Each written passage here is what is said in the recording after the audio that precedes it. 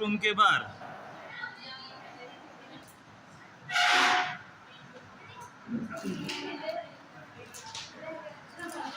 ठीक है, अपन पढ़ रहे थे नॉर्मल लेबर। नॉर्मल लेबर में से मैं फिर एक बार रिवीजन करवा दूं। अपन ने हार्मोन पढ़े थे, सबको अच्छे से समझ में आ गए थे या कोई ऐसा था जिसको समझ में नहीं आया था? अरे आगे ना सभी को समझ में? फिर भी मैं हार्मोन दोबारा से एक बार समझा रहा हूं।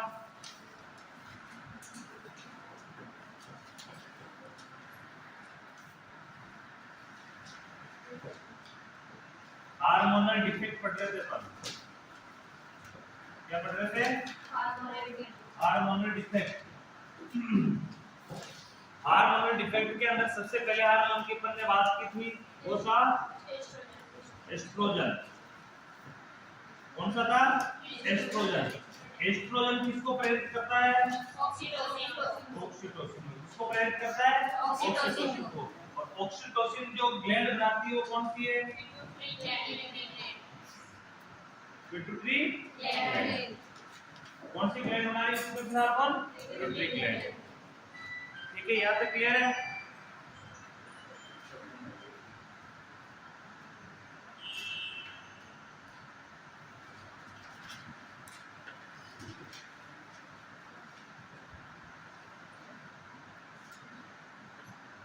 ये हार्मोन एस्ट्रोजन है। एस्ट्रोजन हार्मोन की उपस्थिति प्रोजेस्टेरोन की उपस्थिति की अपेक्षा कम होती है। प्रेगनेंसी के दौरान इसकी उपस्थिति प्रेजेंटेशन क्या होती है? कम होती है। और प्रेजेंटेशन किसकी ज्यादा होगी प्रेगनेंसी के समय?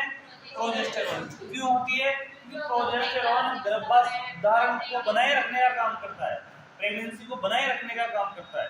अगर उसकी कमी आ जाती तो अबॉर्शन हो जाता है। उसकी कमी आ जाती तो क्या हो जाता है? अबॉर्शन आ जाता है। अब अपन लास्ट टर्म चल रहा है, लास्ट टर्म की बात हो रही तो यहाँ जो डिलीवरी करवानी है तो करवानी होगी तो दूसरा हार्मोन जो काम करेगा वो कौन सा होगा? प्रोजेस्टेरोन। कौन सा होगा? Progesterone hormone. प्रोजेस्टेरोन हार्मोन का लेवल तो क्या हो जाएगा? लेवल हो जाएगा कम। इसका कम होने की वजह से किसका लेवल बढ़ जाएगा? एस्ट्रोजन का लेवल प्लस में हो जाएगा, ये बढ़ जाएगा। अब ये दोनों बढ़ गए तो ये कम हो गया, एक बढ़ गया, इसने किसको प्रेरित कर दिया? ऑक्सीटोसिन को। जैसे ऑक्सीटोसिन को प्रेरित किया तो इन दोनों हार्मोनों को पता चला कि जब ऑक्सीटोसिन आएगा, ये सुपर पावर आएगी बॉडी में, तो यह क्या होगी? पेनफुल होगी। क्या होगी? पेनफुल होगी। ये इसमें दर्द होगा, तो कॉन्ट्रैक्शन होगा तो दर्द होगा ही होगा, ये पेनफुल होगी। उस पेन को रिलीव करने के लिए इन दोनों ने मिलकर एक और तीसरी चीज का निर्माण किया, उसको बोलते हैं प्रोस्टाग्लैंडिन। क्या बोलते हैं? प्रोस्टाग्लैंडिन। प्रोस्टाग्लैंडिन को बना दिया, प्रेरित कर दिया। अब प्रोस्टाग्लैंडिन बन गया तो प्रोस्टाग्लैंडिन किसको कंट्रोल करेगा? इससे होने वाले मूवमेंट को कंट्रोल करेगा। किसको कंट्रोल करेगा? ऑक्सीटोसिन की वजह से होने वाले जो मूवमेंट है बॉडी के, उनको कंट्रोल करने का काम करेगा।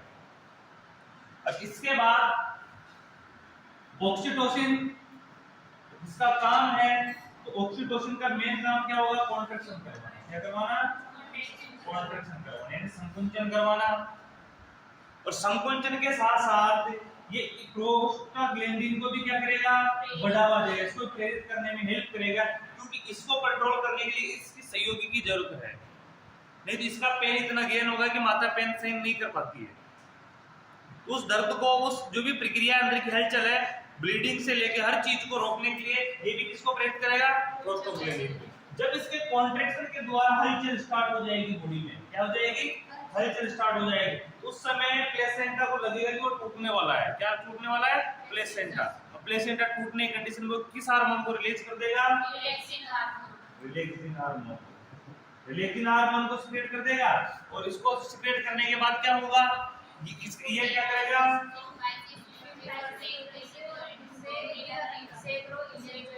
सिम्पाइसिस प्यूबिस का जो जॉइंट है, सैक्रोइलियक जॉइंट, उस जॉइंट को ये खोलने का काम करेगा, जिससे बच्चा क्या होगा? आराम से कैविटी से पार हो जाएगा। ठीक है, यहाँ तक का तो ये काम हो गया। अब ये सारी जो प्रक्रिया होनी है, ये जितनी भी प्रक्रिया होनी है, इसमें से जो हार्मोन प्रक्रिया है ये अपने यूटेरस की मायोमेट्रियम में होती है। कौन सी लेयर में होगी? मायोमेट्रियम लेयर में। अब मायोमेट्रियम लेयर में ये तो हार्मोनल है, दूसरा मायोमेट्रियम में ऐसा क्या है कि हार्मोन के साथ मिलकर इसको क्या करते हैं, कॉन्ट्रैक्शन करवाने का काम करते हैं। इसमें पेशीय तंतु पाए जाते हैं। क्या पाए जाते हैं? पेशीय तंतु।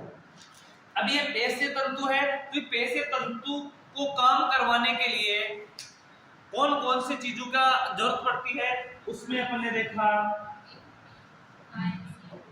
मायोसिन, एक्टिन, MLCK, ATP और Ca+2 आयन। ये चीजें क्या करेगी, ये चीजें इनका बढ़ावा देगी। वो किसको, पेशीय तंतु है, पेशीय तंतु को क्या करेगी, वो बढ़ावा देगी। पेशीय तंतु मिलकर क्या करेंगे, कॉन्ट्रैक्शन करेंगे। क्या करेंगे, ये कॉन्ट्रैक्शन। अब पेशीय तंतु एक से अधिक मिलकर एक समूह का निर्माण करेंगे। किसका निर्माण करेंगे, समूह का, एक ग्रुप का निर्माण करेंगे। जब ये ग्रुप का निर्माण कर लेंगे, इस ग्रुप को स्ट्रक्चर की जरूरत होगी, संरचना की जरूरत होगी। तो संरचना कौन देगी, ये दोनों प्रोटीन मिलकर क्या करेंगे, इनको संरचना प्रदान करेंगे। क्या करेंगे, संरचना प्रदान करेंगे। अब संरचना प्रदान करने के साथ साथ दूसरी कंडीशन क्या होगी, ये इसके साथ मिलेगा। किसके साथ मिलेगा, MLCK के साथ मिलेगा। और MLCK किसके साथ मिलेगा, कैल्शियम के साथ। कैल्शियम के साथ मिल गया, कैल्शियम के साथ तो कौन मिला, MLCK, एंजाइम मिल गया। और एंजाइम मिलके, एंजाइम ने किससे अभिक्रिया की, मायोसिन से।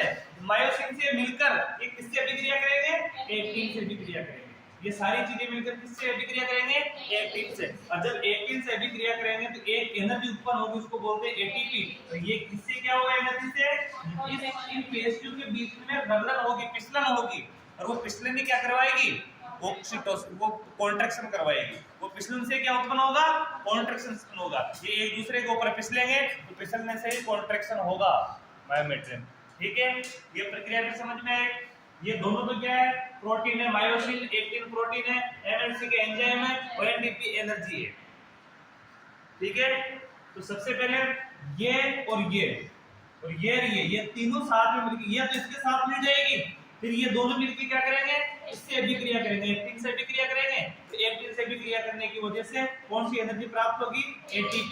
और ATP एनर्जी के साथ मिलकर ये कॉन्ट्रैक्शन स्टार्ट करेंगे।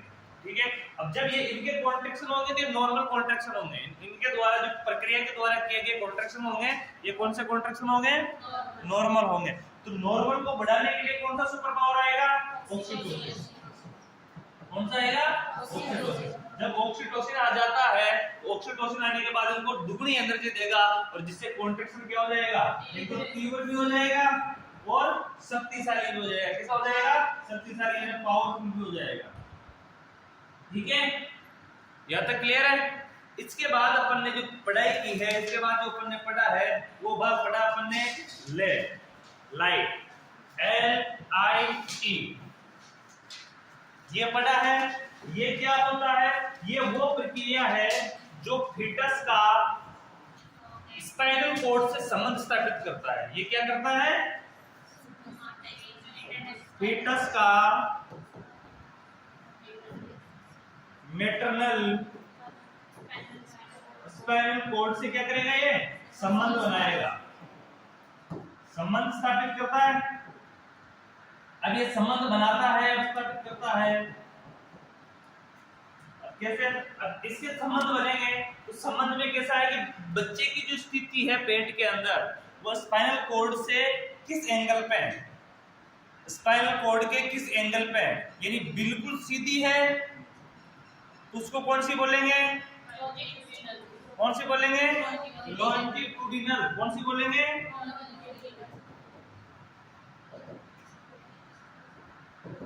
लॉन्जिट्यूडिनल, जो बिल्कुल सीधे।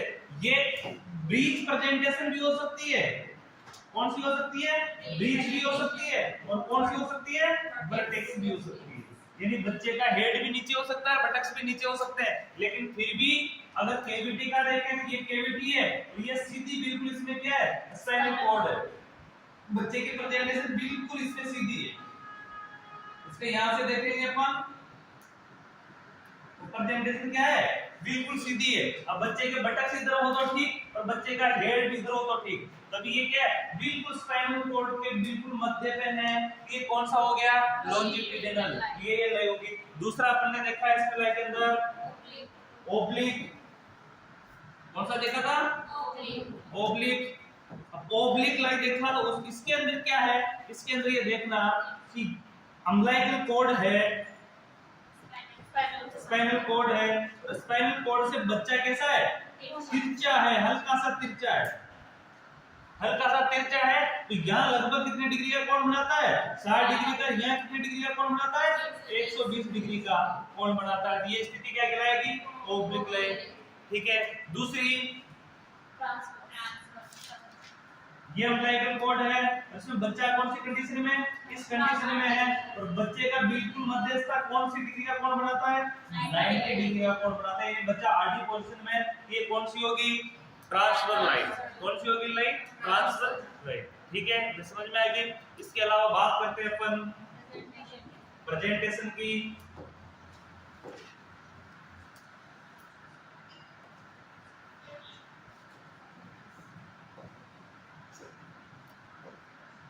प्रेजेंटेशन इंपॉर्टेंट है। और एक होती है पोजीशन, क्या होती है, पोजीशन। पोजीशन और प्रेजेंटेशन में डिफरेंट क्या है, डिफरेंट ये है कि प्रेजेंटेशन फीटस की है, फीटस का वह भाग जो इंटरनल ओवल्स में सबसे पहले आता है या दिखाई देता है, वह क्या कहलाएगा, प्रेजेंटेशन। पोजीशन पेल्विक कैविटी में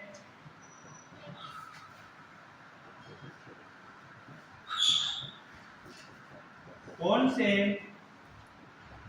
हिस्से में है, पेल्विक कैविटी का हिस्सा जहां टिका हुआ बच्चा के, वो क्या कहलाएगा, पोजीशन। यानी कैविटी की जो बोन है, जो ओपनिंग है, ओपनिंग में बच्चे की जो प्रेजेंटेशन है, कहां पे कौन सा भाग प्रेजेंट हो रहा है, तो जो भाग है बच्चे का वो तो क्या कहलाएगा, प्रेजेंटेशन। और कौन सी जगह टिका हुआ उसमें वो क्या कहलाएगा, पोजीशन। ठीक है, यहां तक क्लियर है। अब प्रेजेंटेशन भी कितनी होती है, 4 प्रेजेंटेशन होती है। कितनी होती है, 4 प्रेजेंटेशन होती है। अब 4 प्रेजेंटेशन में से जो पहली प्रेजेंटेशन की अपन बात करते हैं, तो पहली प्रेजेंटेशन होती है सेफालिक प्रेजेंटेशन। सेफालिक प्रेजेंटेशन, सेफालिक प्रेजेंटेशन लॉन्जिट्यूडिनल जो लय है बिल्कुल उसके समरूप है। किसके समरूप है, लॉन्जिट्यूडिनल जो लय है बिल्कुल उसके समरूप है। यानी बच्चा बिल्कुल सीधी कंडीशन में होगा। बच्चा कौन सी कंडीशन में होगा, बिल्कुल सीधी कंडीशन में होगा। और सीधी कंडीशन में नीचे क्या होगा, बच्चे का हेड होगा। सेफालिक में क्या होगा, नीचे बच्चे का हेड होगा, इसलिए सेफालिक बोला गया। सीधी कंडीशन होगी और बच्चे का हेड नीचे होगा। और हेड में भी 3 भाग होंगे। हेड के भी कितने भाग होंगे, 3 भाग। एक तो होगा वर्टेक्स, वर्टेक्स प्रेजेंटेशन। दूसरा ब्रो प्रेजेंटेशन। और तीसरा केस प्रेजेंटेशन। ठीक है, ये 3 प्रेजेंटेशन होगा। इसमें सेफालिक में यानी बच्चे का हेड नीचे है। अधिकतर जो नॉर्मल कंडीशन में जितनी सबसे ज्यादा फीमेल में पाई जाएगी वो सेफालिक प्रेजेंटेशन ही पाई जाएगी। तो इसके अंदर भी वर्टेक्स में हो सकता है, बच्चे का ये वाला प्रेजेंट हो सकता है, ब्रो में ये वाला प्रेजेंट हो सकता है, तो पेस में पेस वाला प्रेजेंट हो सकता है। ठीक है, ये मोमेंट है। ये कौन सा हो गया, सेफालिक प्रेजेंटेशन। इसके अलावा बात करते हैं ब्रीच प्रेजेंटेशन।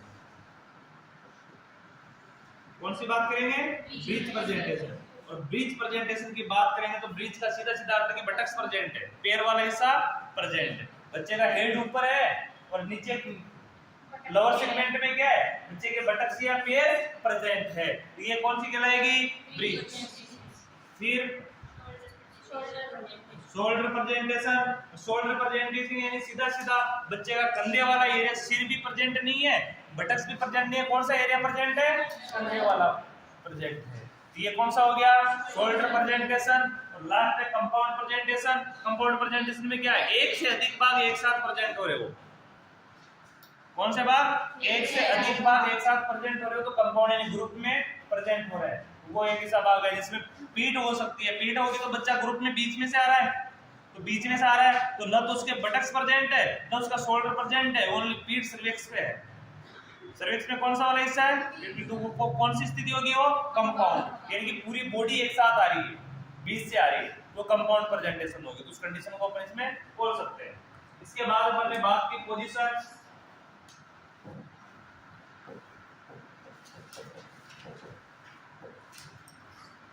पोजीशन की बात कर रहे हैं अपन। पोजीशन में अपन ने एक इस प्रकार का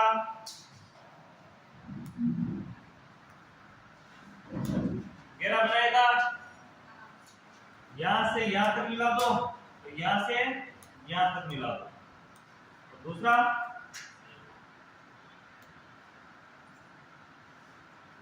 एक और भी है, ये कितने कौन होते,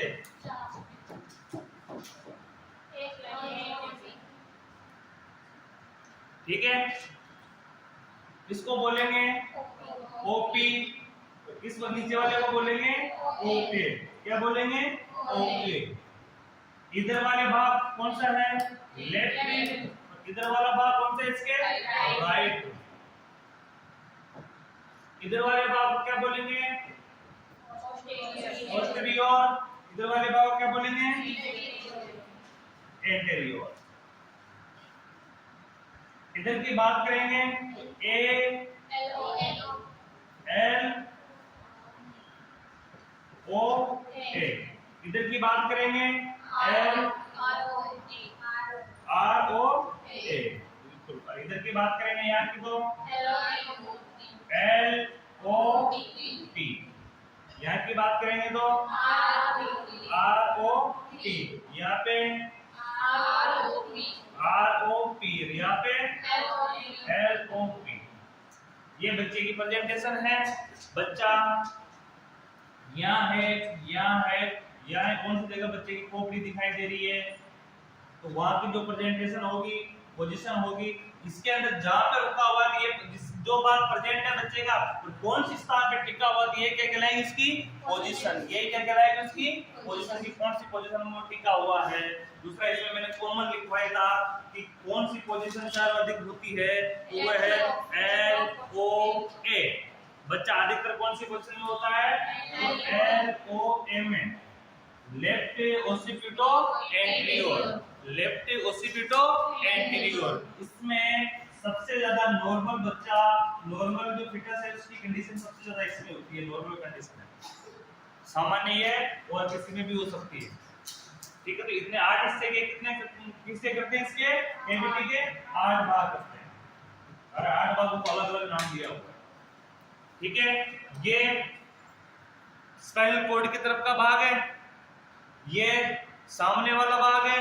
यहाँ पे बात करेंगे तो कौन सा हिस्सा है, सिम्फाइसिस प्यूबिस वाला, कौन सा हिस्सा है, सिम्फाइसिस प्यूबिस वाला। तो ये भाग यहाँ से क्या जुड़ती है, स्पाइनल कॉर्ड, क्या जुड़ती है, स्पाइनल कॉर्ड, यानी ये पीछे वाला पेल्विक कैविटी का बैक वाला हिस्सा है, इसलिए उसको पोस्टीरियर बोला गया है, और जो आगे वाला हिस्सा है इसको क्या बोला गया है, एंटीरियर बोला गया है। जो लेफ्ट साइड में है उसको लेफ्ट बोला गया है, जो राइट साइड में उसको राइट बोला गया है, ठीक है। इसके बाद बात करते हैं अपन एटीट्यूड की, इसकी बात करते हैं एटीट्यूड। हेडिंग लगाओ,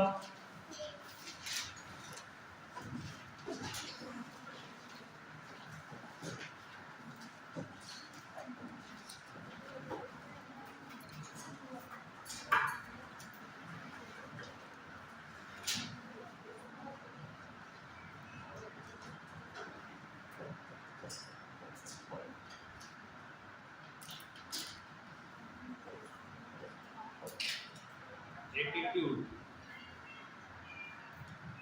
इसको हिंदी में बोलते हैं अवस्था।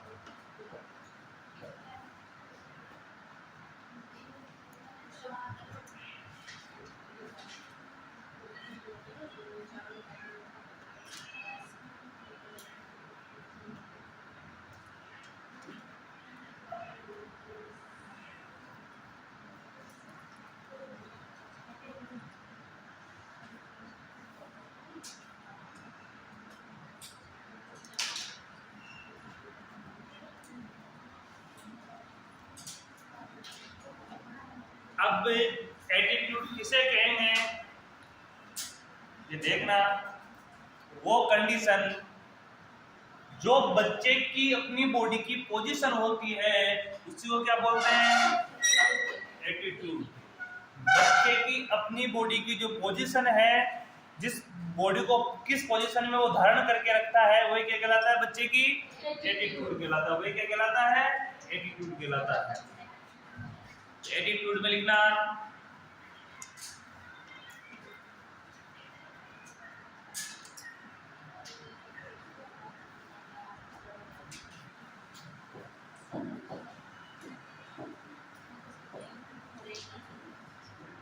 ये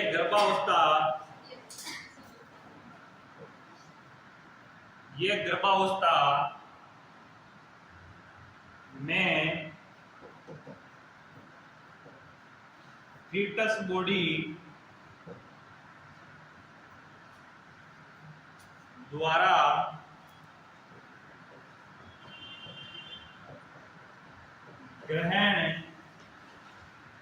फीटस बॉडी द्वारा ग्रहण की गई स्थिति को दर्शाती है।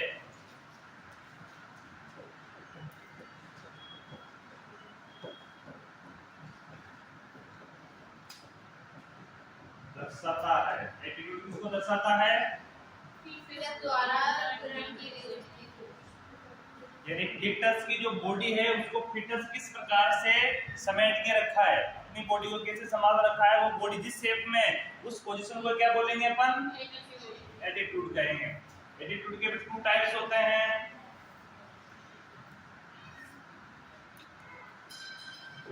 लिखना, ये सामान्यतः निम्न प्रकार की होती है।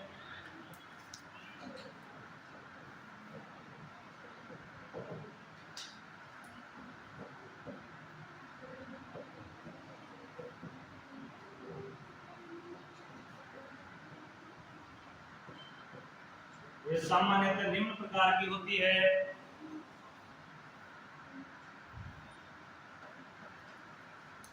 First, flexion. इनको अभी पढ़ लोगे तो अगले चैप्टर में बिल्कुल भी समस्या नहीं आएगी आपकी। इन चीजों को जितनी पढ़ाई गई इस चैप्टर में, एक इंट्रोडक्शन समझ लो, अभी प्रेगनेंसी का यही है मेन जो लेबर वगैरह की जो मेन प्रोसीजर है, वो तो अपन आगे पढ़ेंगे। तो इंट्रोडक्शन है, अगर ये चीज समझ में आएगी तो आगे वाली चीज आराम से समझ में आएगी। ये चीजें समझ में नहीं आएगी तो फिर प्रोसीजर समझ में नहीं आएगी कभी।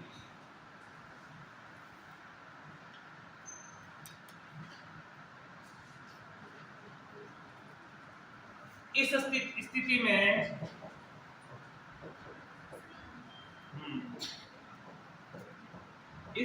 में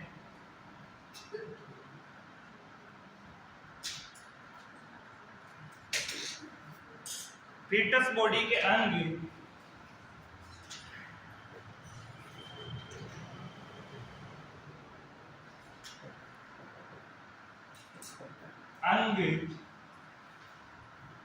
आपस में समीप होते हैं।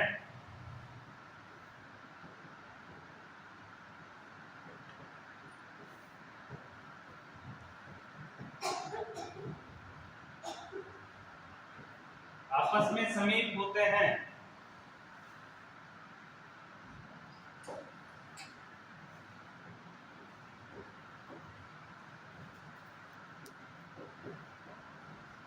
शिशु सिकुड़ा हुआ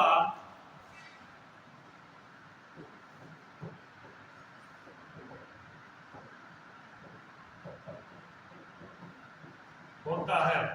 शिशु कैसा होता है, सिकुड़ा हुआ होता है।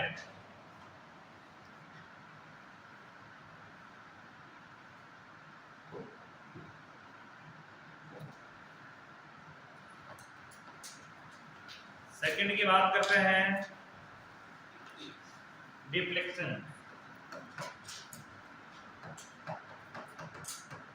Deflection, deflection, deflection.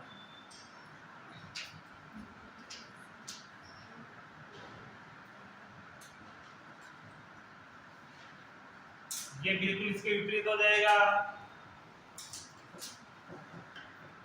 इसमें फीटस बॉडी के अंग आपस में समीप नहीं होते हैं।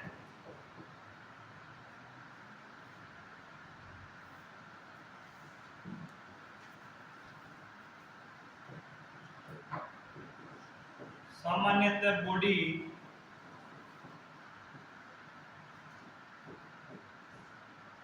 सिकुड़ी नहीं होती है।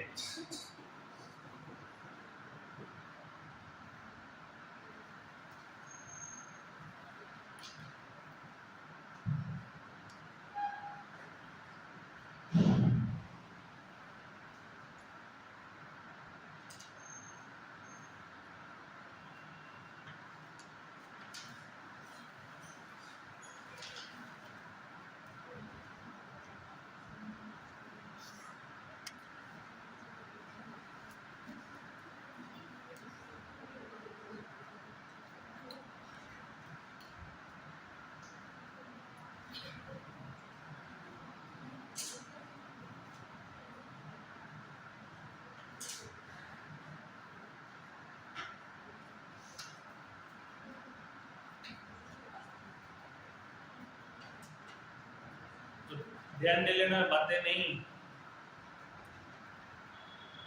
एटीट्यूड किसे कहेंगे? एटीट्यूड किसे कहेंगे?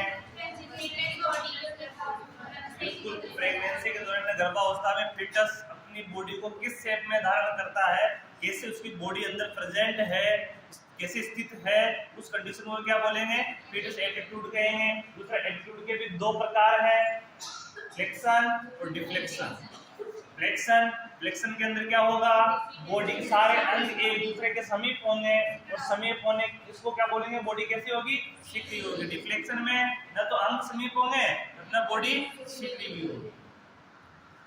अधिकतर बॉडी जो होती है वो बच्चे की फ्लेक्शन बॉडी होती है। कौन सी होती है? फ्लेक्शन बॉडी होती है। क्यों फ्लेक्शन बॉडी? एक देखना, बच्चे के पैर बच्चे की एब्डोमिनल कैविटी से टच होते हैं। बच्चे के जो घुटना होते हैं ना, बच्चे के घुटना वो किससे टच है?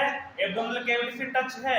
दूसरी कंडीशन, एब्डोमिनल कैविटी से तो पैर नीचे होंगे, यानी बटक्स की साइड में पैर नीचे होंगे, घुटना ऊपर होगा तो पैर नीचे होंगे। सीधी सीधी बात है। जैसे आप बैठते हो, उल्टू बैठते हो, उस कंडीशन में। दूसरे बच्चे के हाथ होंगे तो इस मोमेंट में होंगे, अपनी चिन के नीचे वाली स्थिति में होंगे, हाथ इस मोमेंट में होंगे। इस बॉडी को क्या बोलेंगे? Flexion body. कुछ कंडीशनों में पैर अलग है, हाथ भी अलग है, एक दूसरे जगह कनेक्टेड में नहीं है, कनेक्शन में समीप नहीं है, और खुले मतलब पूरी बॉडी खुली हुई है, तो कौन सी कहलाएगी? डिफ्लेक्शन कहलाएगी। कौन सी कहलाएगी? डिफ्लेक्शन कहलाएगी। ठीक है, समझ में आ गया? इसके चित्र उत्तर देखने की जरूरत नहीं है।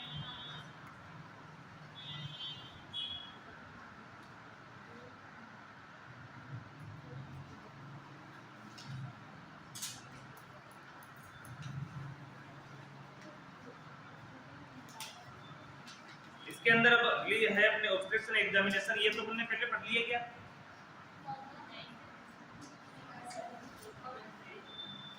ऑब्स्ट्रक्शन एग्जामिनेशन ये तो नहीं पढ़ा हो। वेजिनल एग्जामिनेशन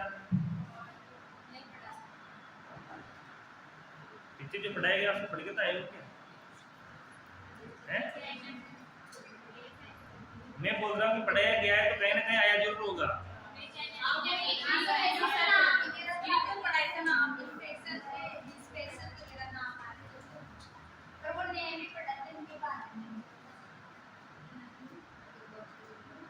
इंस्पेक्शन पढ़ा है तुमने? क्या नहीं पढ़ा? अरे नेम नहीं पढ़ा, मुझे पता है, मैंने इस बुक से पढ़ाया था कुछ। इस बुक से मैंने वो जो पढ़े थे वो पहले पढ़ा थी। ग्रीप वगैरह तो पढ़ ली ग्रीप तो पढ़ ली। ग्रीप ही तो बता रहा हूँ, इसमें ग्रीप पकड़ी कि कैसे बच्चे को लेटरल पोजीशन में फंडस एरिया की तरफ से ग्रिप में, वो ग्रिपे पढ़ी है, ग्रिपे बताई है ना मैंने। वो नाम ही पढ़े हैं ग्रिप के, लेकिन वो बताए तो थे मैंने।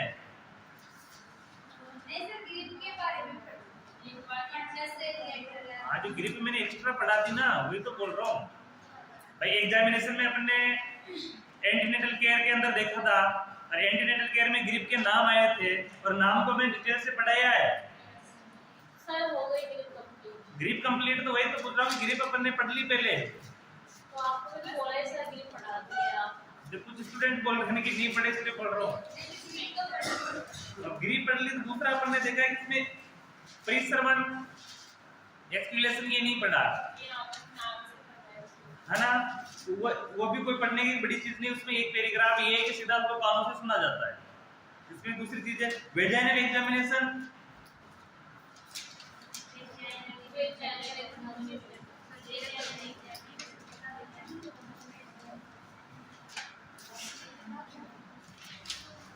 Lateral grip, first pelvis grip, ये तो पढ़ ली अपन ने ना, इंस्पेक्शन पढ़ लिया सारा, फंडल ग्रिप पढ़ ली है।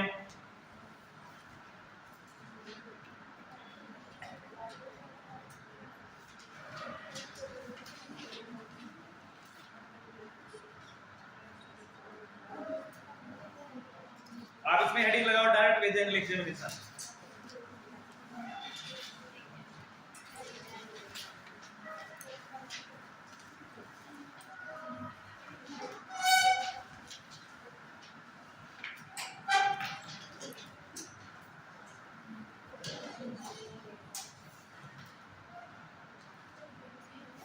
वेजाइनल एग्जामिनेशन,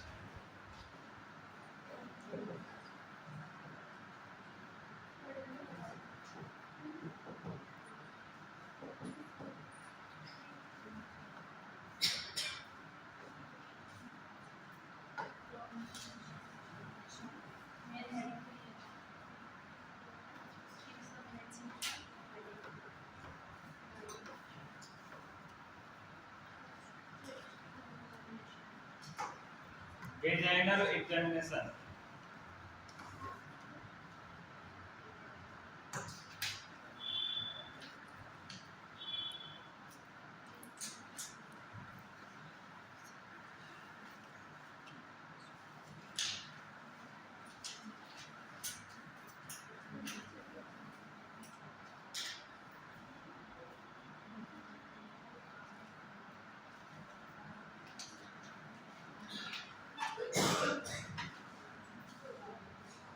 वेजाइनल एग्जामिनेशन में लिखना, इस विधि में वेजाइनल एग्जामिनेशन एक पूरा मैकेनिज्म है, इसको ध्यान से लिखना, पढ़ना भी ध्यान से, कैसे कैसे एग्जामिनेशन कर रहे हैं, क्योंकि इसमें वेजाइनम अंगुलियों के द्वारा क्या किया जाएगा, एग्जामिनेशन किया जाएगा, तो वो कैसे किया जा रहा है वो इसमें देखना, कौन थ्योरिकल पढ़ा हो, और जिसको थ्योरी समझ में आ गई वो एग्जामिनेशन कर सकती है।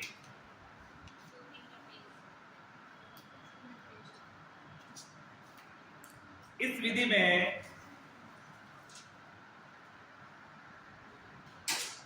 नर्स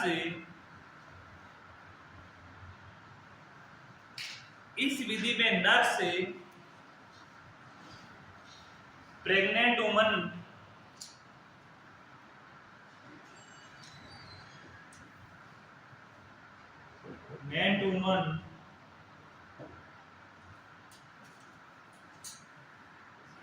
के पैरों के मध्य खड़ी हो जाती है, के पैरों के मध्य खड़ी हो जाती है,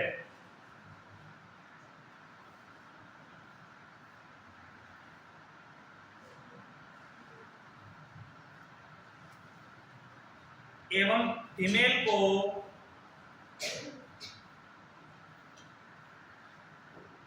स्पाइन पोजीशन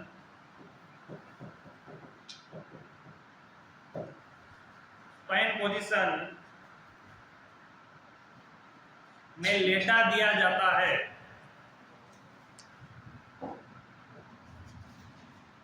कौन सी पोजीशन में? स्पाइन पोजीशन में लेटा दिया जाता है।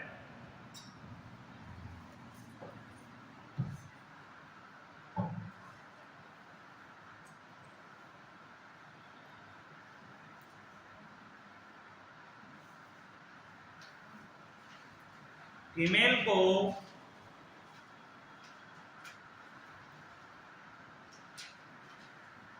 पेल्विस क्षेत्र की पेशियों को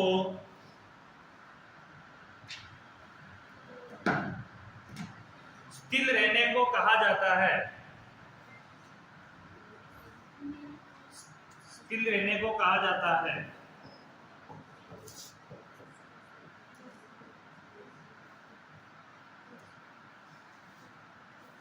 से पहलवी क्षेत्र की पेशियों को स्थिर रहने को कहा जाता है।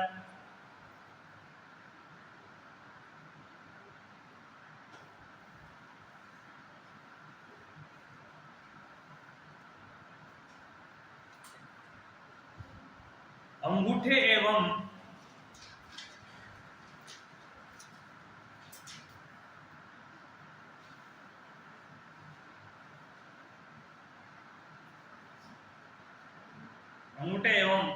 तृतीय अंगुली की सहायता से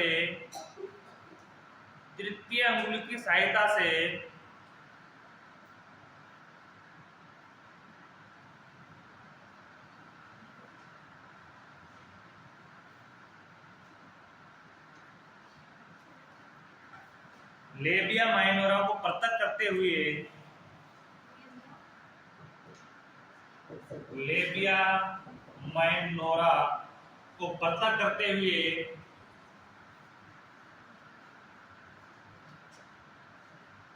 वेजाइना का परीक्षण किया जाता है या वेजाइना एग्जामिनेशन किया जाता है। वेजाइनल एग्जामिनेशन किया जाता है।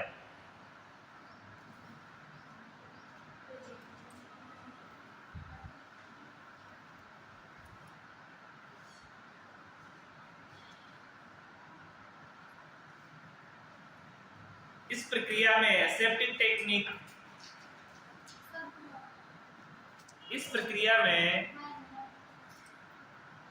पृथक करते हुए वेजाइनल एग्जामिनेशन किया जाता है। वेजाइनल एग्जामिनेशन किया जाता है।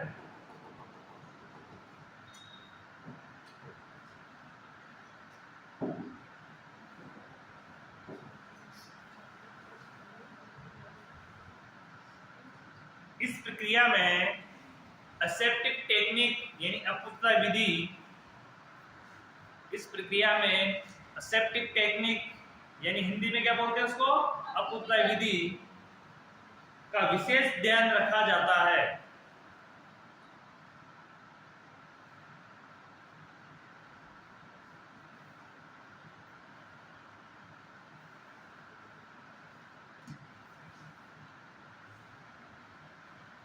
इसमें निम्न एग्जामिनेशन किए जाते हैं।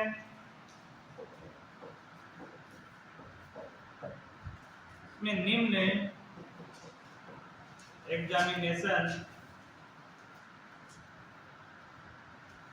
एग्जामिनेशन किया जाता है। क्या क्या एग्जामिनेशन किए जाएंगे? सबसे पहले बात करेंगे पोजीशन कि बच्चा कौन सी पोजीशन में है। सेकंड बात करेंगे presentation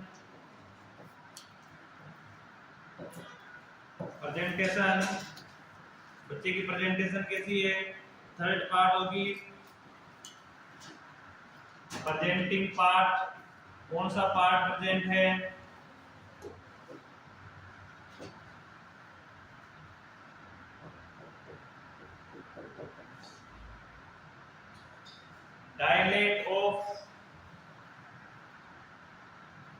dilation of cervix, dilation of the cervix,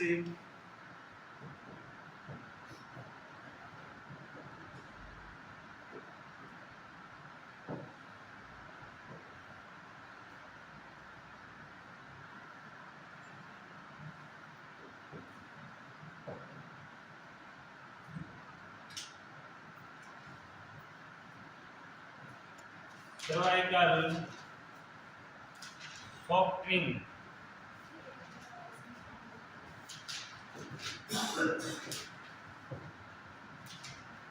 तो वेजाइना के द्वारा कितने परीक्षण करेंगे? 5 में जो पहला है वो क्या है? पोजीशन, बच्चा कौन सी स्थिति में कौन टिका हुआ है वो पोजीशन चेक करेंगे। इंटरनल ओवस में कौन सी पोजीशन में है वो चेक करेंगे। उसके बाद उसके प्रेजेंटेशन कैसी है, बटक्स प्रेजेंटेशन है, सेफालिक प्रेजेंटेशन है, ब्रीथ प्रेजेंटेशन है, या आपने क्या नाम से शोल्डर प्रेजेंटेशन है, कंपाउंड प्रेजेंटेशन है, कौन से प्रेजेंटेशन है वो चेक करेंगे। प्रेजेंटेशन चेक करने के बाद फिर प्रेजेंटिंग पार्ट, पहले प्रेजेंट क्या हो रहा है, हेड हो रहा है, फेस हो रहा है, ब्रो हो रहा है, पेयर हो रहा है, क्या हो रहा है, तो वो चीज चेक करेंगे। इसके अलावा फिर डायलेट ऑफ सर्विक्स, सर्विक्स का मुंह कितना खुला हुआ है ये चेक करेंगे। दूसरा सर्वाइकल सॉफ्टनेस, सर्वाइकल का वाला हिस्सा कितना सॉफ्ट है वो चेक की जाएगी। ये सारी चीजें किस एग्जामिनेशन से चेक की जाती है, वेजाइनल एग्जामिनेशन से।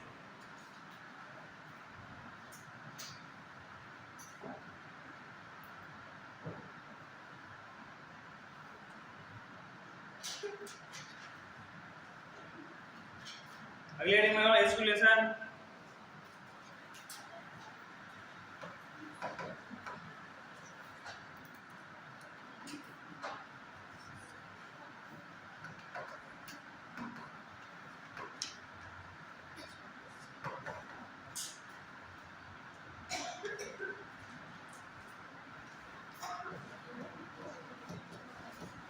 Please Shravan.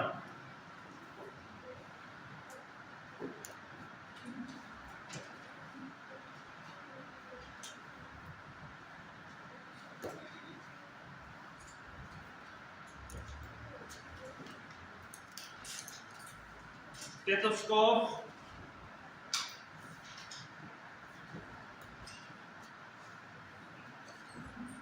स्टेथोस्कोप,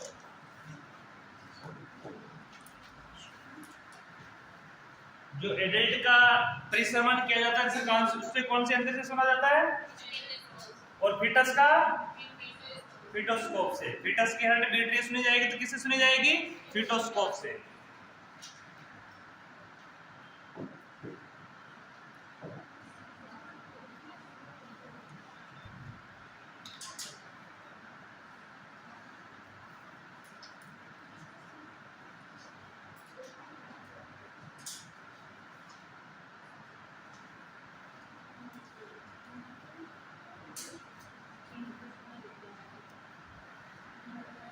इसमें लिखना है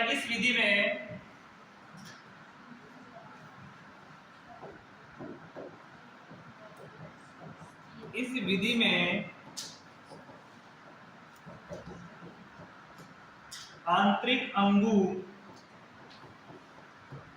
द्वारा उत्पन्न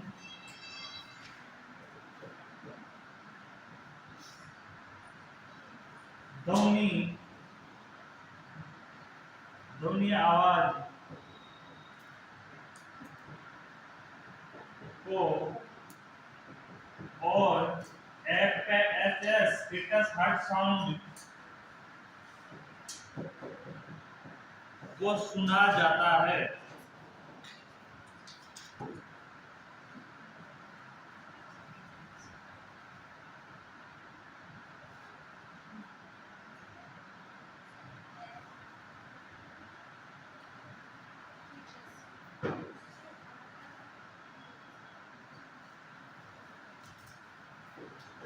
एवं इससे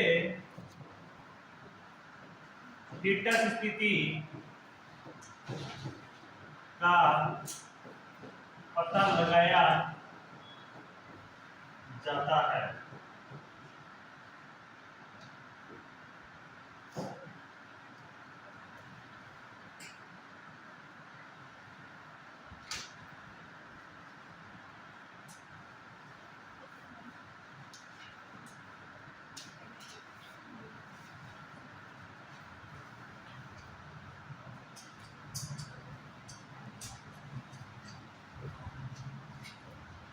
अपन ने दो एग्जामिनेशन छोड़े हैं, इसको जो पहले पढ़ा दिए गए, एक तो है इंस्पेक्शन और दूसरा कौन सा है, पल्पेशन। एक तो क्या छोड़ा है अपन ने, इंस्पेक्शन और पल्पेशन। इंस्पेक्शन क्या होगा, इसको अपने हाथों से देखकर ऑब्जर्व करेंगे। एब्डोमिनल कैविटी को कपड़े हटाकर उस कैविटी का पूर्ण रूप से निरीक्षण करेंगे कि पहले कोई सर्जरी का कट तो नहीं है, लेनियन आगोरा कैसा है, उसमें कुछ दाग डिस्ट्रिक्ट्स है नहीं है, क्या कैसी कंडीशन है, रंग कैसा है कैविटी का। एब्डोमिनल कैविटी का ऊपर से ये चीज देखेंगे। दूसरे में क्या कर रहे हैं, पल्पेशन, इन हाथ से छूकर उसका पता लगा रहे हैं। और ये प्रक्रिया अपन पहले समझ चुके हैं, पढ़ चुके हैं। इसके बाद अपन ने पढ़ लिया विजुअल एग्जामिनेशन पढ़ लिया और इंस्पेक्शन पढ़ लिया, ये एक्सप्लेनेशन पढ़ लिया। इसमें क्या होगा, इसमें ओनली कानों से सुना जाएगा। इसमें क्या किया जाएगा, कानों से सुना जाएगा। कानों से सुनने के लिए पहले के जो मेथड थे वो डायरेक्ट कान लगाकर सुना जाता था। वो मेथड कौन सा था, डायरेक्ट कान लगाकर जो भी सुनना है कान से सुनना है। इसमें क्या है, दो उपकरण बना दिए गए हैं, एडल्ट की हार्ट बीट चेक करने के लिए या कोई हलचल चेक करने के लिए ऑर्गन की क्या कौन सा काम लेते हैं, स्टेथोस्कोप। और बच्चे की इंटरनल हार्ट को चेक करने के लिए जो उपयोग में लिया जाता है उसको बोलते हैं फीटोस्कोप। फीटस की चेक करने के लिए फीटोस्कोप का उपयोग किया जाता है। ठीक है, इसमें अदर एग्जामिनेशन,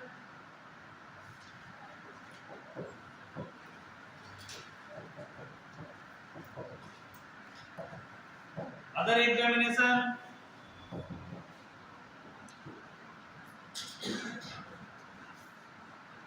ये तो और एग्जामिनेशन। अदर में दो ही चीजें होंगी, एक्सरे और यूएसजी, अल्ट्रा सोनोग्राफी।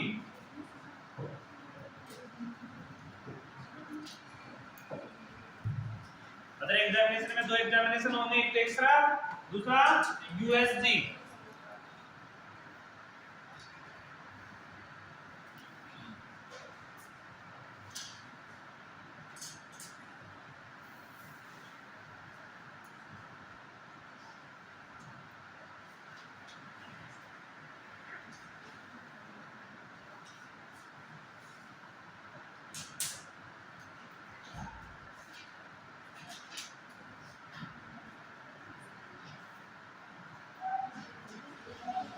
और यहाँ FSH,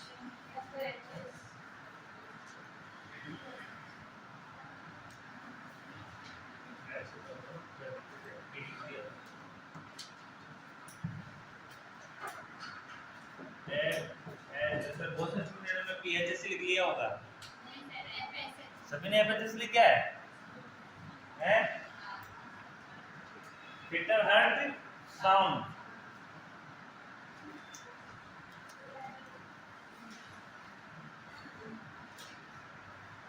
मैंने बहुत से स्टूडेंट ऐसे देखे उनको कुछ भी लिखा हो, गलत से सही से कोई फर्क नहीं पड़ता है उनको जो भी है तो सब सेम है, वो दिमाग लगाते ही नहीं इतना, जबकि लगाना चाहिए। अब अगला अपना जो टॉपिक है वो टॉपिक अब तक अपन ने पढ़ा उसके लिए भी इम्पोर्टेंट है, और आने वाले समय में अपन जो पढ़ेंगे उन शब्दों को सॉल्व करने के लिए जिन शब्दों का अपन उपयोग में करेंगे, उपयोग लेंगे, उन शब्दों को इसमें स्टडी करेंगे। तो बहुत इंपॉर्टेंट है, मोस्ट इंपॉर्टेंट के नाम से उनको टॉपिक लगा लेना और इस हिसाब से पढ़ना कि उनके हर चीज आपको याद हो जाए। जैसे मल्टी पैरा पढ़ रहे थे, प्राइमरी पैरा पढ़ रहे थे, प्राइमरी क्रेवेडा पढ़ रहे थे, ये शॉर्ट की है, ये किसी शब्द को लंबे शब्द को एक शॉर्ट में जोड़ा हुआ है। तो वह ऐसे शब्द अपन 18-19 शब्द इसमें पढ़ेंगे जो आगे आने वाले समय में अपने को वही शब्द सामने आएंगे, तो अपन डायरेक्ट समझ जाएंगे ये शब्द होता है क्या है। बार बार उसका हिंदी अर्थ लिखने की जरूरत ना पड़े, अभी हिंदी लिख लेंगे अर्थ के साथ, डेफिनेशन के साथ। ठीक है, तो स्पेशल पॉइंट या स्पेशल टॉपिक लिखो, ये एग्जाम में आने नहीं है, ओनली जनरल नॉलेज की चीज है।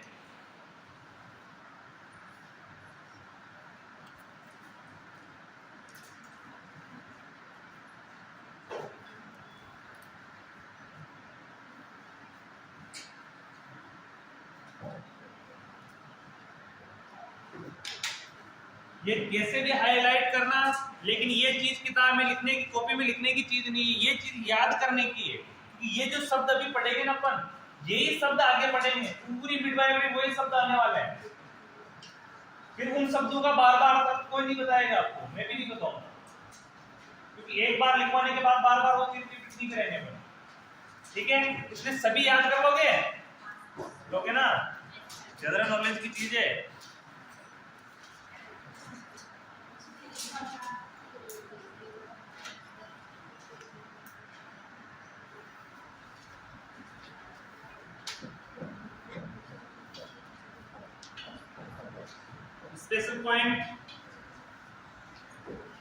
स्पेशल पॉइंट की मेन हेडिंग लगाना,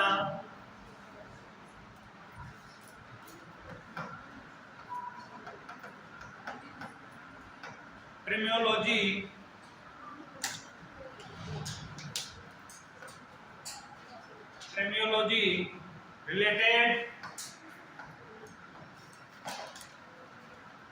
related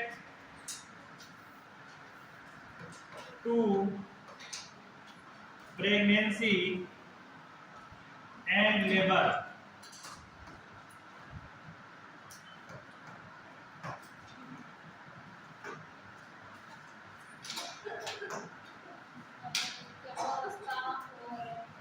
लेबर से संबंधित शब्द शब्द टर्मिनोलॉजी यानी कि इससे स्टडी करने का जो शब्द होते हैं वो शब्द है।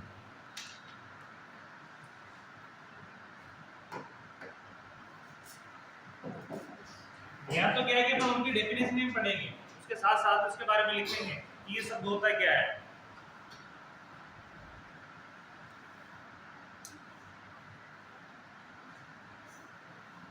इसमें फर्स्ट लिखना ग्रेविडा। ग्रेविडा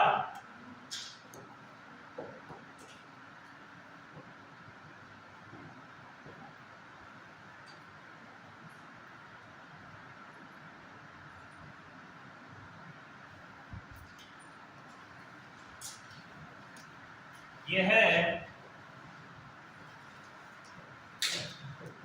वर्तमान एवं पूर्व में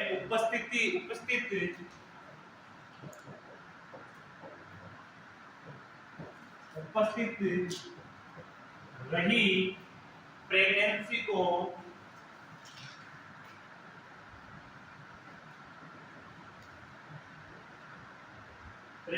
को इंगित करता है।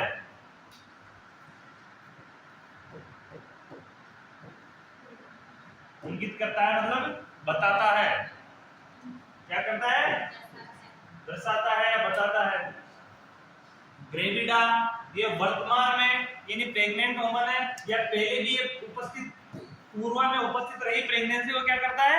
इंगित करता है, दर्शाता है। ठीक है। सेकंड लिखना, सेकंड शब्द है पेरिटी।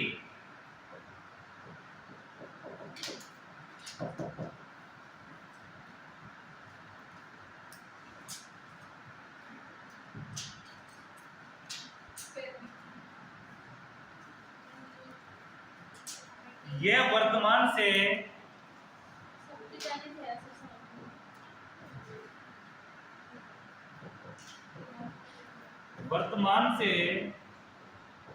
पूर्व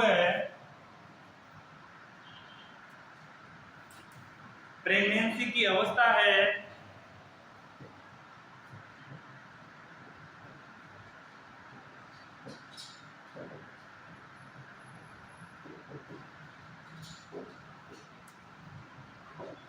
वर्तमान से पूर्व प्रेगनेंसी की अवस्था है जिसमें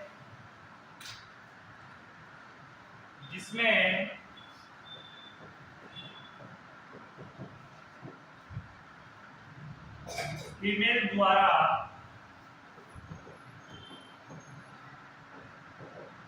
जन्म दिए गए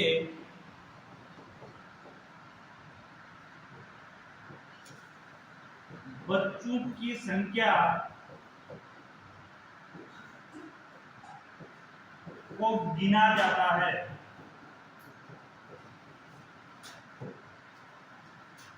संख्या को गिना जाता है।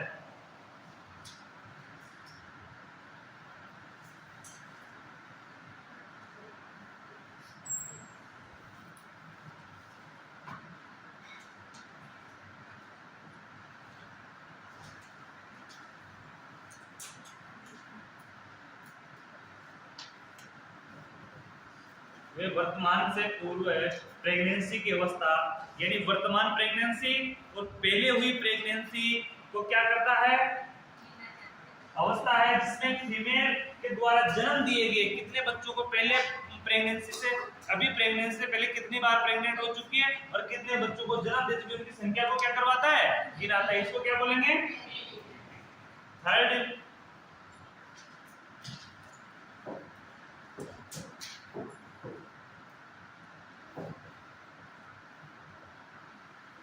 न्यूली।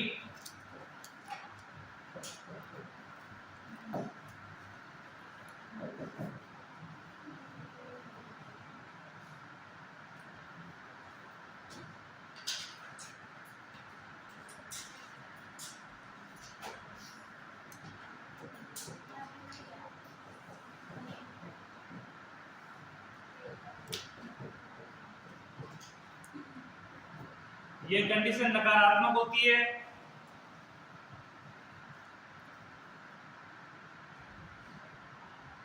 अर्थात वर्तमान में है,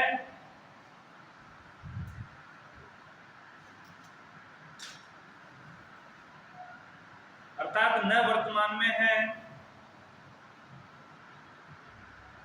और न ही पहले रही है।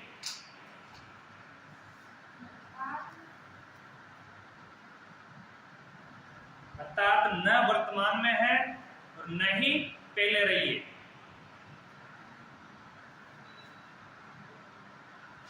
यानी ऐसी फीमेल जो न तो वर्तमान में प्रेग्नेंट हुई है और न ही पहले कभी प्रेग्नेंट हुई है, तो ये कंडीशन कैसी होगी, नेगेटिव, नकारात्मक। तो उसको किससे दर्शाएंगे, न्यूली से। किस शब्द से दर्शाएंगे उसको,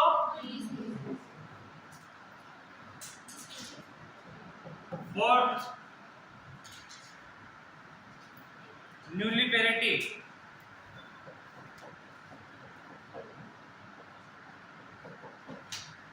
इन दोनों शब्दों को जोड़ दिया गया है, न्यूली पेरिटी बना दिया गया है।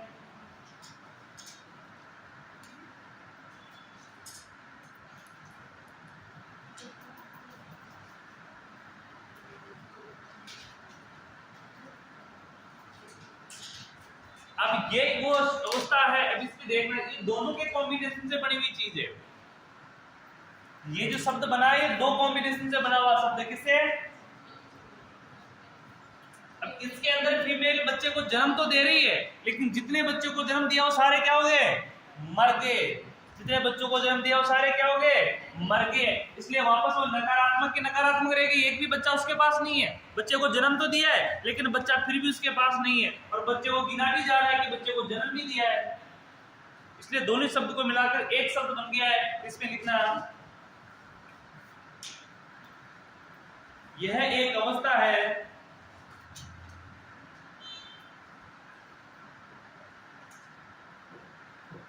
यह एक अवस्था है जिसमें फीमेल ने कभी भी जीवित शिशु को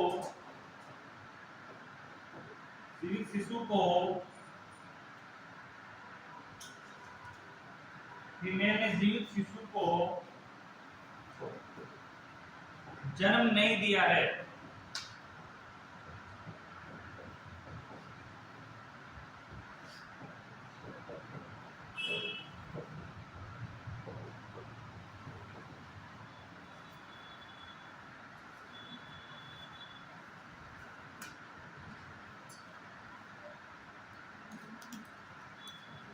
लेकिन इस फीमेल ने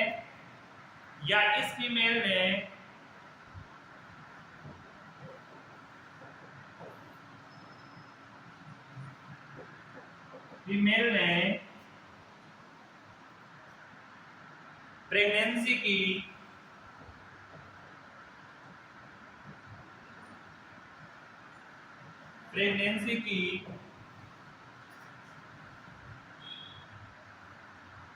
वेबिलिटी स्टेज पार की है।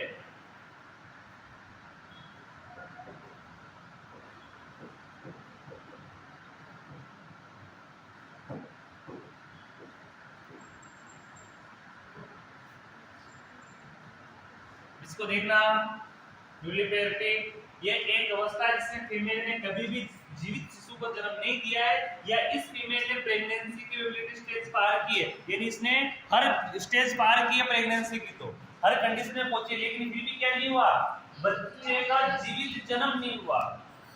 बच्चे का कैसा जन्म नहीं हुआ, जन्म, यानी एक बार से 2 बार 3 बार वो प्रेग्नेंट भी हुई है और बच्चे को जन्म भी दिया है, लेकिन सारे बच्चे क्या है, मरे हुए बच्चों को जन्म दिया है, तो उस कंडीशन को क्या बोलेंगे,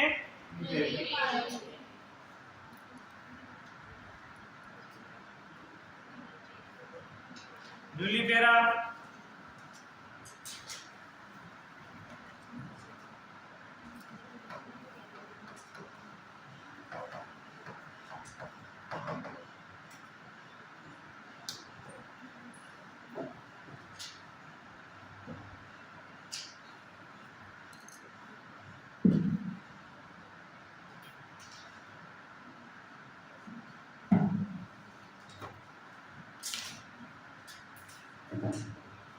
यह वो फीमेल होती है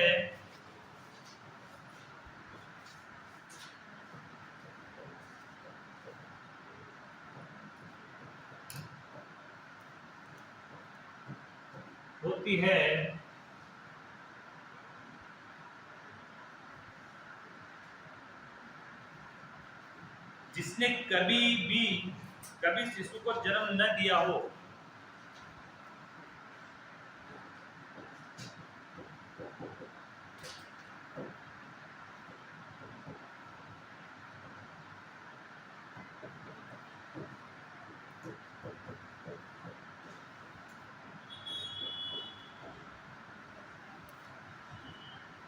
ये वो फीमेल होती है जिसने कभी शिशु को जन्म न दिया, उसको क्या बोलेंगे, न्यूलिपेरा। क्या बोलेंगे,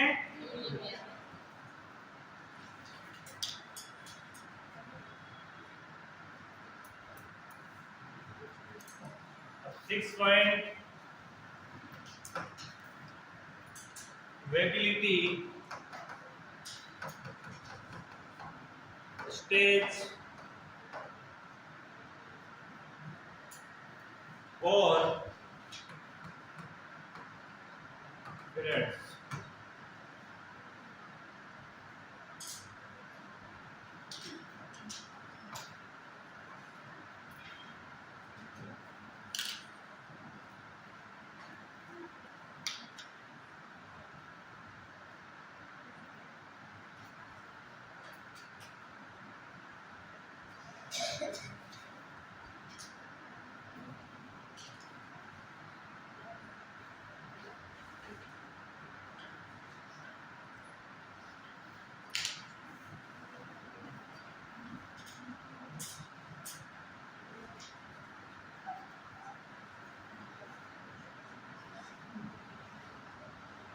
ये गर्भावस्था की वह अवधि होती है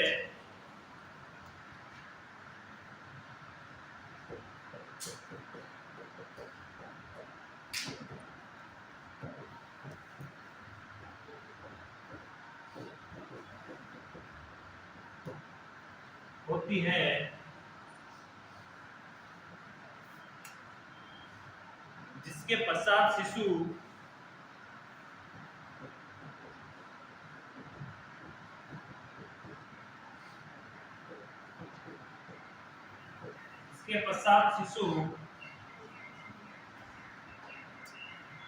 स्वतंत्र रूप से जीवित रहने की क्षमता ग्रहण कर लेता है।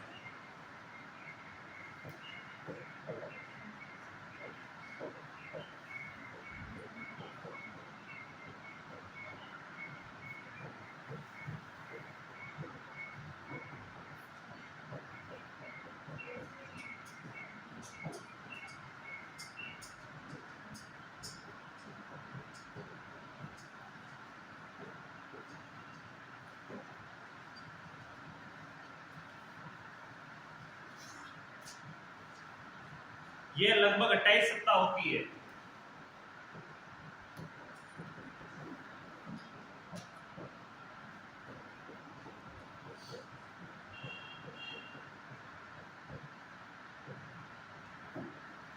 ये लगभग कितनी होती है, 28 वीक। ऐसी कंडीशन जिसके अंदर बच्चा इस प्रेगनेंसी से लेकर 28 वीक तक कैसा रहो, इस कंडीशन में कभी भी अबॉर्शन हो सकता है, मर सकता है गर्भ के अंदर, ऐसी नहीं कि बहुत नाजुक कंडीशन में रहो, लेकिन फिर भी क्या है 28 वीक के बाद क्या हो गया, वो जीवित रहने की क्षमता ग्रहण कर ली और वो एक जन्म लेने की कंडीशन में हो गया वो, तो उस कंडीशन को क्या बोलेंगे, स्टेज या पीरियड।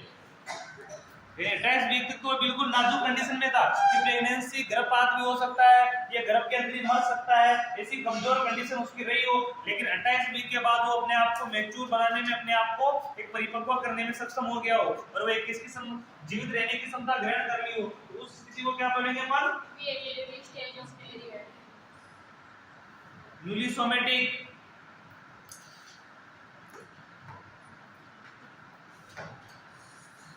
सेवंथ नंबर,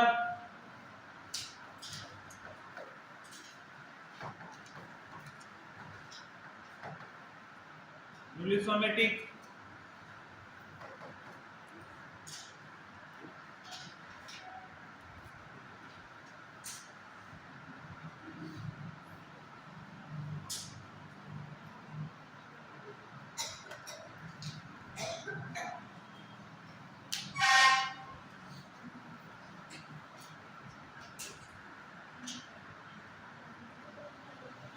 यह एक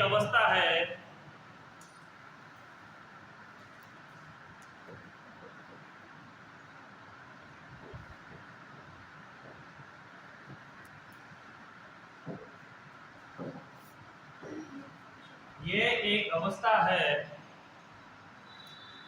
जिसमें गुणसूत्र की संख्या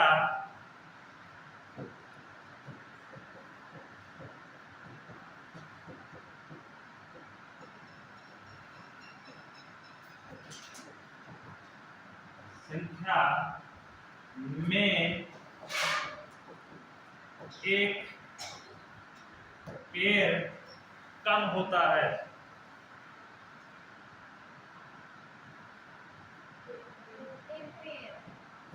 कम होता है, मतलब वो जोड़े बस एक ये फिर पूरी जोड़ी कम होगी। अरे इस प्रकार से एक्स गुणसूत्र होते हैं, इसको क्या बोलते हैं, पूरा एक एक्स हो गया, एक्स में एक ये पूरा एक्स है, पूरा गुणसूत्र है, अब इसका यहाँ पे जुड़ जाता है एक पेयर, इसको अपन ने कौन सी स्टेज बोली थी, पहले पढ़ाया था, ट्रांसफर।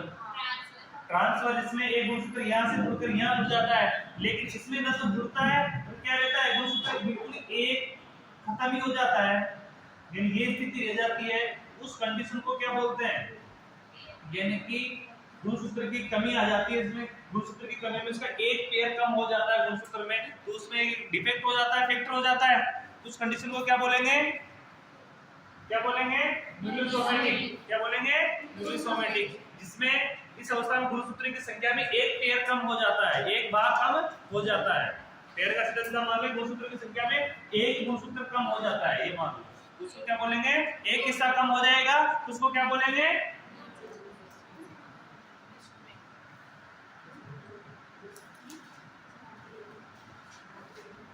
अगला लिखना 8वां,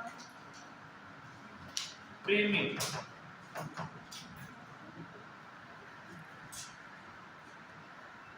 इसका अर्थ होता है प्रथम बार, जो प्रक्रिया, प्रत्येक प्रक्रिया प्रथम बार होगी उसके लिए क्या होगी, वो प्रेमी।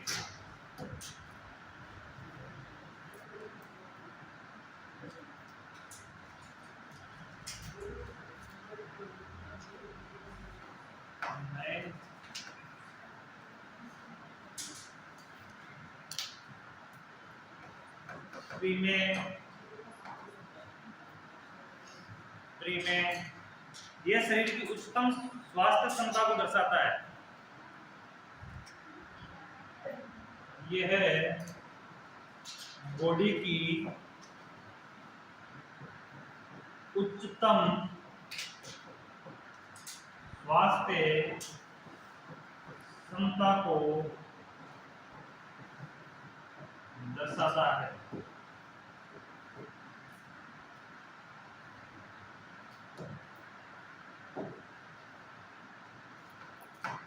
10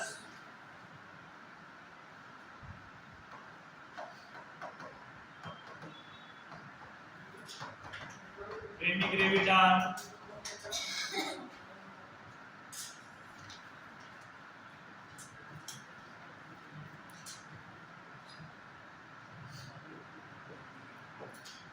प्रथम बार गर्भधारण करने वाली फीमेल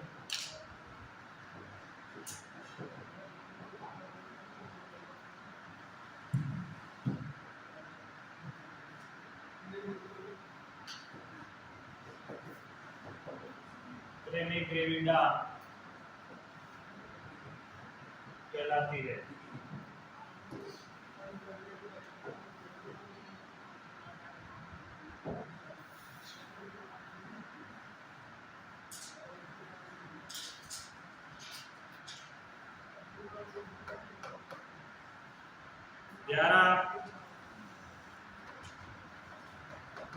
प्रेमी पेरा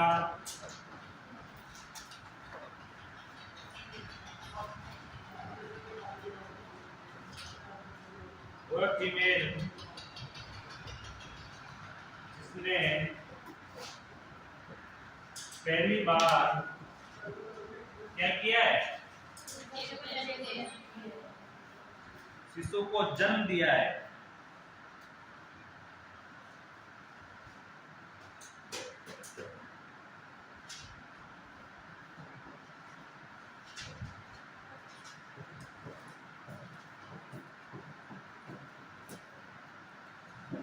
जिस फीमेल ने पहली बार बच्चे को जन्म दिया उसको क्या बोलेंगे, प्रेमी पेरा।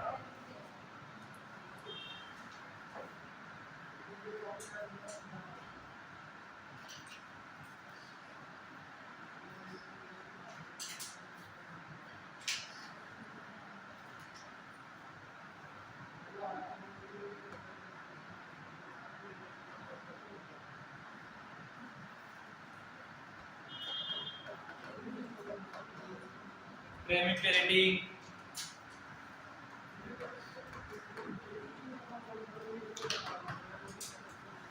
ये टाइम सेम ही है। पेरिडी में काउंट करेंगे, इसमें स्थिति बता रहे हैं, इसमें काउंट करेंगे तो क्या करेंगे, इसमें भी फीमेल जिसने पहली बार बच्चे को जन्म दिया हो, एक ही बच्चा होगा, वो क्या कहलाएगा, प्रेमी पेरिडी। सेम चीज है।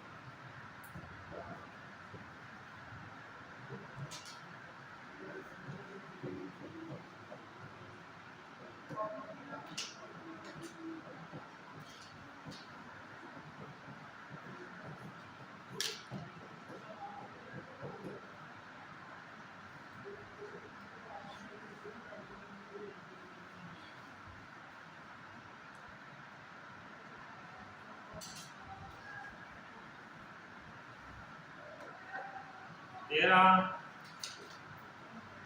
13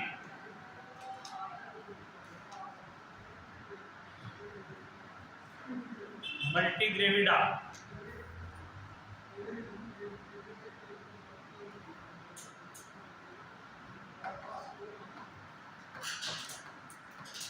मल्टीग्रेविडा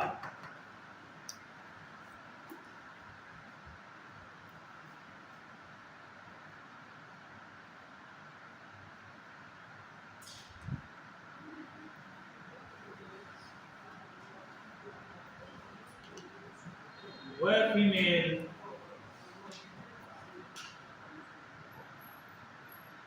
जो पहले भी प्रेग्नेंट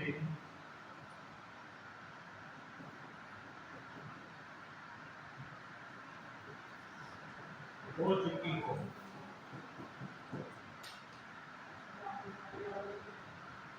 जो फीमेल पहले भी प्रेग्नेंट हो चुकी हो तो क्या होगा, मल्टीग्रेविडा।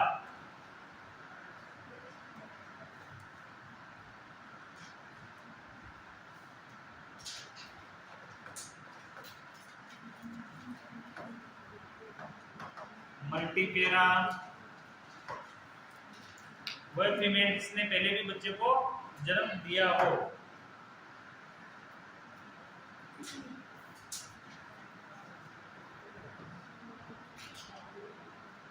ये जो पूर्व में शिशु को जन्म दे चुकी हो।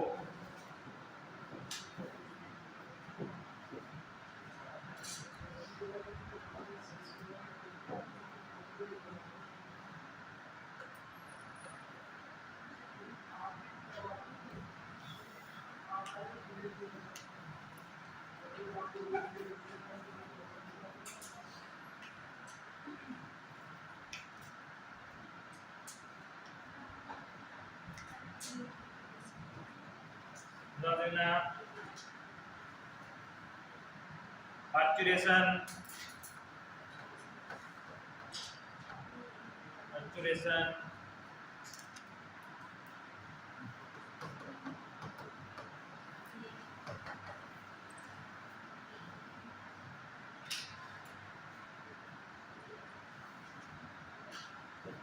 यह है प्रसव प्रक्रिया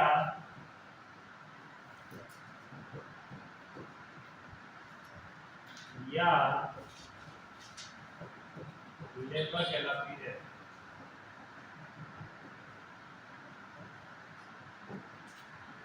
मैच्योरेशन को क्या कहेंगे? प्रसव प्रक्रिया या लेबर। इसी का प्रायोगिक शब्द है 16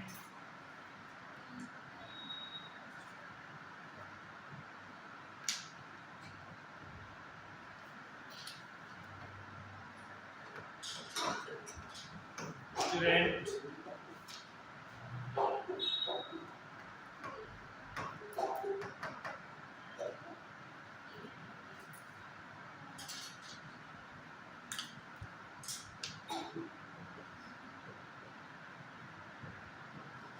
जो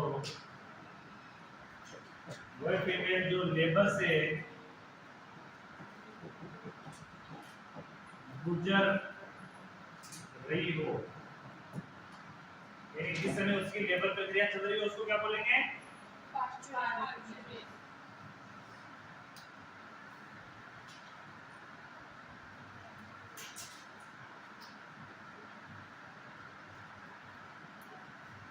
17 Puripera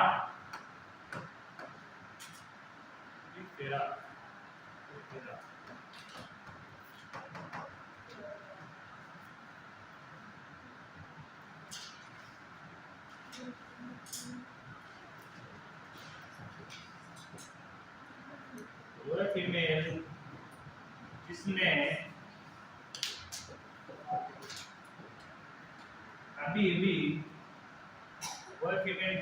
अभी शिशु को जन्म दिया हो।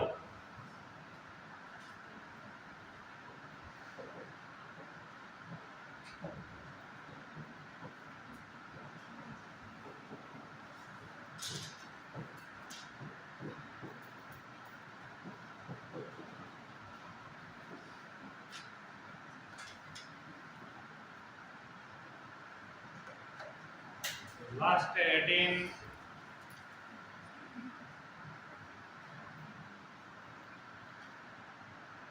Purpurium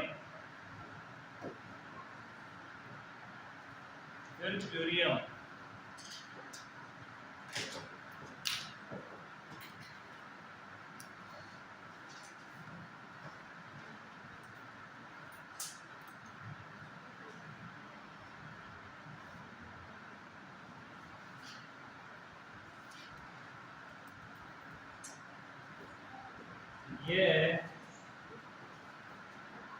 शिशु के जन्म के बाद की अवस्था है जिसमें फीमेल के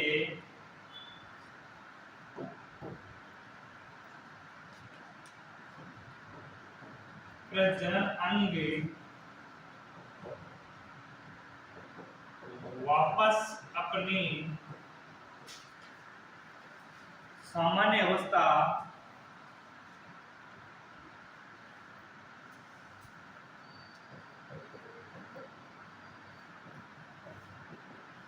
अवस्था में लौटते हैं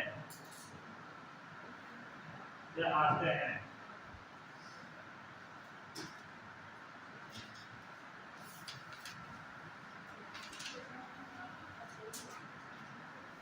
ये शिशु के जन्म के बाद की अवस्था, इसमें फीमेल के प्रजनन अंग वापस अपनी सामान्य अवस्था में लौटता है।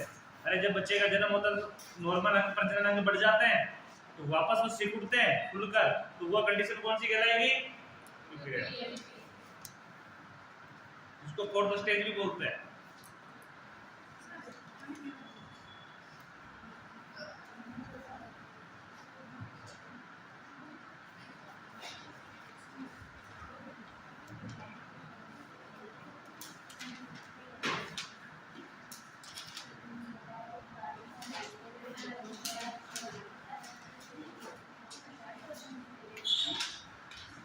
इस सेशन का लास्ट चैप्टर है,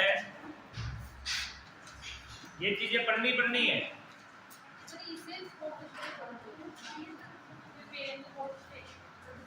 हाँ, फोर्थ स्टेज की जो प्रक्रिया है ना वो प्यूपेरियम की है। इसमें जेनेटल ऑर्गन खुल के वापस सामान्य स्टेज में लगता है।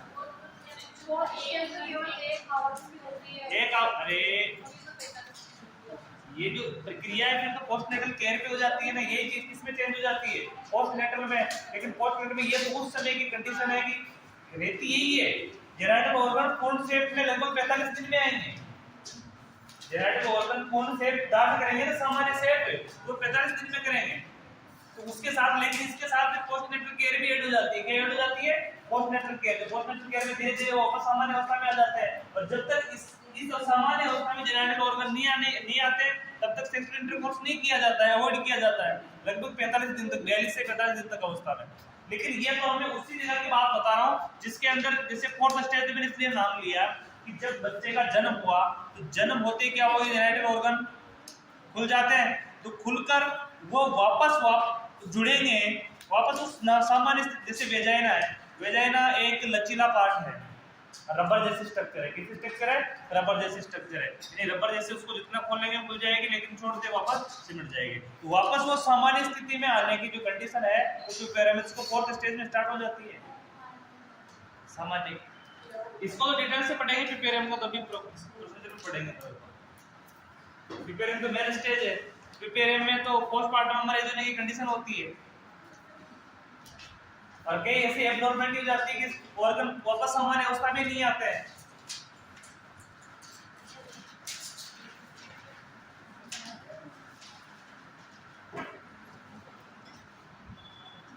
एक बार इसका रिवीजन कर लेते हैं, या नहीं है जो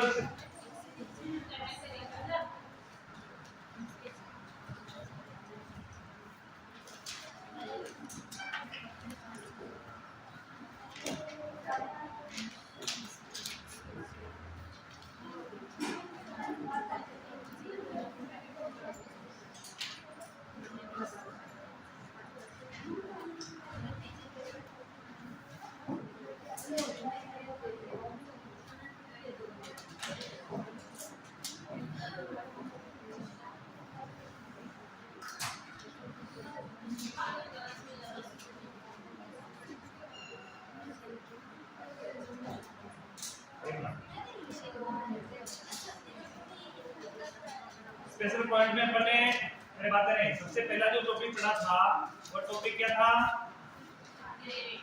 ग्रेविडा। पहला उसका नाम क्या था? ग्रेविडा। ग्रेविडा किसे कहेंगे? वर्तमान में पूर्व प्रेगनेंसी को इंगित करता हो। ग्रेविडा किसको बोलेंगे? हाँ, यानी प्रेगनेंसी कितनी बार हुई फीमेल के, प्रेग्नेंट है कि नहीं है, उस कंडीशन को करने के लिए क्या बोलेंगे उसको? ग्रेविडा। अब ग्रेविडा में जिसमें मल्टी नाम आ जाएगा उसमें एक से अधिक बार हो चुकी है, और इसमें प्रेमी नाम आ जाएगा उसमें वो पहली बार हुई है। फर्क वही है, ग्रेविडा बोलेंगे। विरिटी ये वर्तमान में पूर्व प्रेगनेंसी की अवस्था है जिससे फीमेल द्वारा जन्म दिए गए बच्चों की संख्या को गिना जाता है। बच्चे को कितने बच्चे को जीवित बच्चों को जन्म दे चुकी है तो उसको क्या बोलेंगे? सेकेंड।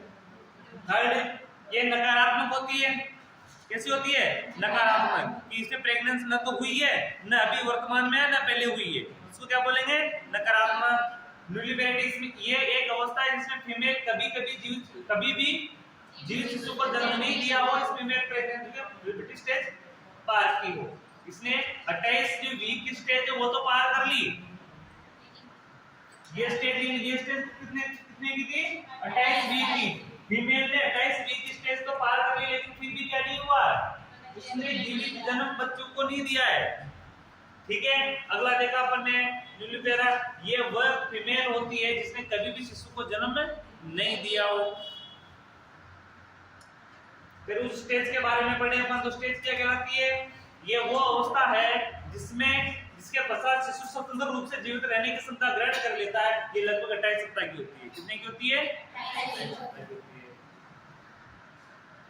न्यूलिसोमेटिक, इसमें गुणसूत्र की कमी आ जाती है। प्रेमियना प्रथम बार, प्रीमेयनी उच्चतम स्वास्थ्य को दर्शाती है। प्रेमी ग्रेविडा यानी प्रथम बार प्रेग्नेंट हुई हो। प्रेमी पेरा यानी प्रथम बार शिशु को जन्म दिया हो। प्रेमी ग्रेविडी यानी जन्म दिया हो। मल्टीग्रेविडा यानी एक से अधिक बार प्रेग्नेंट हुई हो। मल्टीपेरा यानी एक से अधिक बार शिशु को जन्म दिया हो। प्रेग्नेंसी यानी प्रसव की प्रक्रिया, प्रेग्नेंट यानी लेबर की प्रक्रिया चल रही हो। और लास्ट क्या है? प्रीपेरियम यानी शिशु के जन्म के बाद फीमेल के प्रजनन अंग वापस अपनी सामान्य अवस्था में आती है या लौटते हैं, तो उसको उस अवस्था को क्या बोलेंगे? प्रीपेरियम अवस्था। ठीक है, यहाँ तक क्लियर? अब पूरा चैप्टर खोलो और उसको देखो, उसमें कुछ समझ में नहीं आया तो पूछ लो, नया चैप्टर स्टार्ट करेंगे। अभी तो करेंगे, नहीं तो कभी करेंगे।